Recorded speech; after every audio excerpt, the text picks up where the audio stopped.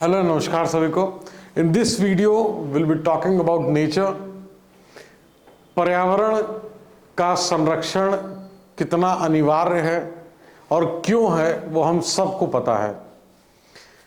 किस तरीके से जो सेव वेटलैंड कैंपेन है उसके बारे में हम जानेंगे। ये आपके प्री एग्जामिनेशंस के लिए, ये आपके मेंस एग्जामिनेशंस के लिए बहुत इम्पॉर्टेंट है। आपको पता होना चाहिए कि अगर गवर्नमेंट कोई स्टेप ले रही है तो किस तरीके से और किस किस चीज़ों का इंडिया सिग्नेटरी है कि जिसके आधार पर चीज़ों को, और आज का जो समय है उसमें मैक्सिमम कंट्रीज़ की जो गवर्नमेंट है वो ट्राई कर रही हैं कि एनवायरनमेंट को कंजर्व किया जाए।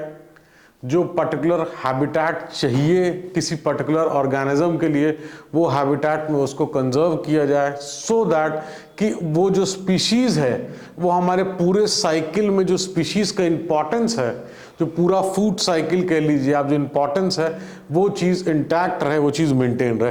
तो आइए देखते हैं सेव वेटलैंड्स कैंपेन तो क्या है, कैसे है, किसने अनाउंसमेंट किया है, क्या क्या अनाउंसमेंट किया है, ये सारी चीज़ें हम डिस्कस करेंगे। और इन चीज़ों का जो नोट्स है, ये जो इसकी पीडीएफ आपको अगर चाहिए होगा तो हमारे गर्ग आईएएस अकेडमी के टेलीग्राम चैनल पे मिल जाएगा। तो union minister for environment, forest and climate change launch किया क्या, सेव वेटलैंड्स कैंपेन। कहाँ पे लॉन्च किया? गोवा में। दिस कैंपेन, ये कैंपेन किस चीज के लिए स्ट्रक्चर्ड है? On a whole of society. यहां पे होल ऑफ सोसाइटी का क्या सिग्निफिकेंस है? जब हम बात करते हैं पूर्ण रूप से पूरी सोसाइटी जब आती है तो एक तरीके से होल ऑफ सोसाइटी का अगर आप बात करेंगे तो ये जो एक्शन है, किस चीज का action? Action for protection. Action for protection किस चीज का? वेटलैंड्स का। ये इसको पूरी सोसाइटी को आना है और सबका इसमें रोल है। नो वन कैन से कि इससे मुझे मतलब नहीं है या मैं करूंगा तो क्या होगा क्या नहीं होगा। हर एक चीज, जो आप प्लास्टिक यूज करते हैं, जो आप कटलरीज यूज करते हैं, जो आप डिस्पोजेबल यूज करते हैं, वो किस तरीके का, किस मटेरियल का है, कैसा है, क्या है, बहुत सारी चीजें जो छोटा छोटा इंपैक्ट करके कई सालों में बहुत बड़ा इंपैक्ट करती हैं।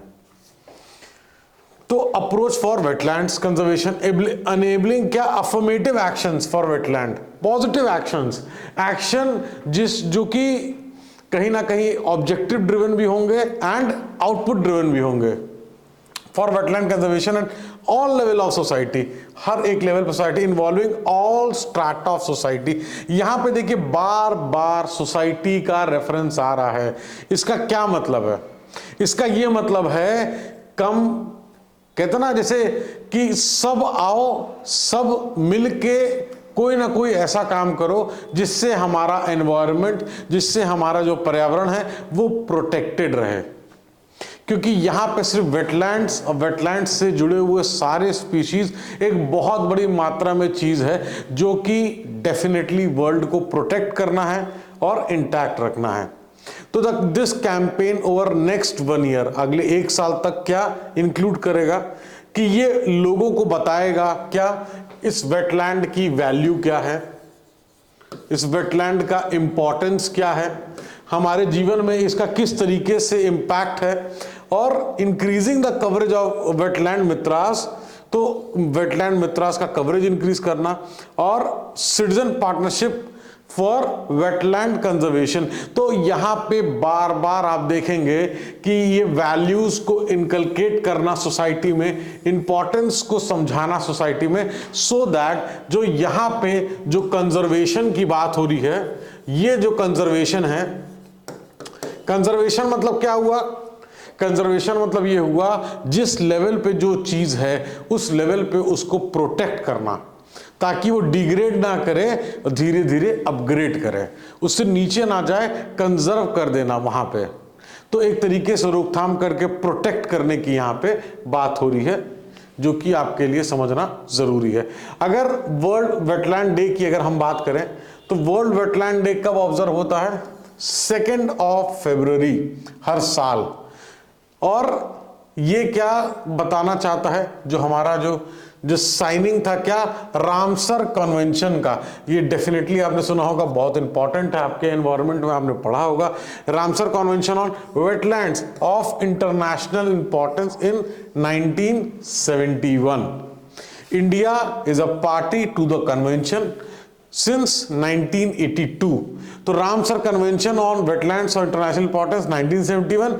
India is a party to the convention कब से, 1982 से, and has so far declare, कितने वेटलैंड डिक्लेयर करें, 75 wetland as Ramsar sites covering 23 states and union territories. ये हमको पता होना चाहिए। कहीं पे मान लीजिए किसी से बात कर रहे हैं, कहीं कोई यूसेज आ गया, कोई आंसर लिख रहे हैं, कोई ऐसे लिख रहे हैं, तो ये चीजें हेल्प करती हैं और क्वेश्चन भी आ सकते हैं। द 2023 थीम क्या है वर्ल्ड वेटलैंड डे का, वेटलैंड रिस्टोरेशन।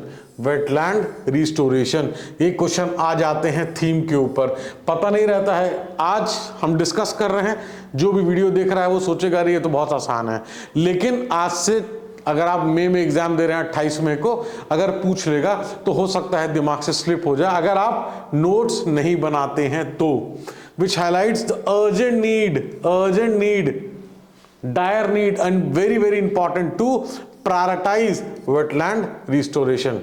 ये क्या है, एक तरीके से पूरे जनरेशन को प्रोएक्टिव मेजर लेना है, एक्शन लेना है, ताकि जो भी फाइनेंशियल, ह्यूमन, पॉलिटिकल कैपिटल जो जरूरत है उसकी नीड को यहां फुलफिल किया जाए, उसकी नीड को फुलफिल किया जाए, ताकि जो ऑब्जेक्टिव है क्या, सेव वेटलैंड कैंपेन, इसको सक्सेसफुली कैरी फॉरवर्ड किया जाए।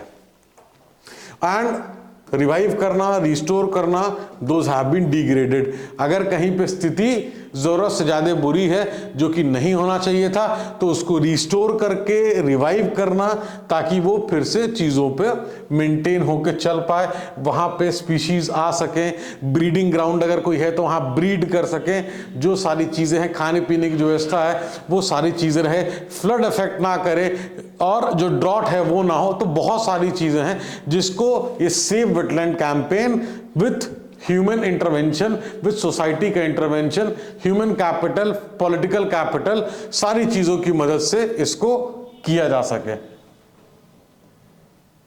तो India has the largest network किस चीज का, रामसर साइट का।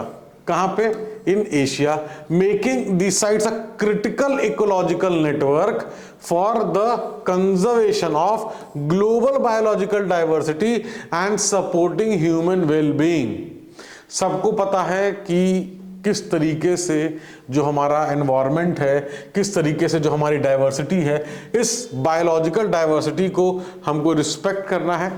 इस बायोलॉजिकल डाइवर्सिटी के वजह से बहुत सारी चीजें हैं जो सोसाइटी में प्रोटेक्टेड हैं। The ministry of environment, forest and climate change launch किया क्या, मिशन सहभागिता इन 2022 with a mission of a healthy and efficiently managed network of 75 wetlands of national and international significance, जो कि ये क्या सपोर्ट करता है मिशन। अब देखिए यहां इस मिशन की बात हो रही है, अभी मिशन क्या सपोर्ट करता है वो देखते हैं। Water, food security, buffer from floods, भाई कहीं पे अगर मान लीजिए कोई ब्रीडिंग ग्राउंड है, कहीं पे पक्षी हैं, कहीं पे वो जो जानवर है, अगर वहां पानी भर जाएगा, वहां सूखा हो जाएगा, तो फिर वो कैसे रहेंगे। तो ये चीजें, कोई साइक्लोन या कोई एक्सट्रीम वेदर, कोई एक्सट्रीम इवेंट से प्रोटेक्ट करना, एम्प्लॉयमेंट जनरेशन करना, conservation of species, local, national, international significance के लिए, क्लाइमेट चेंज जो मिटिगेशन है।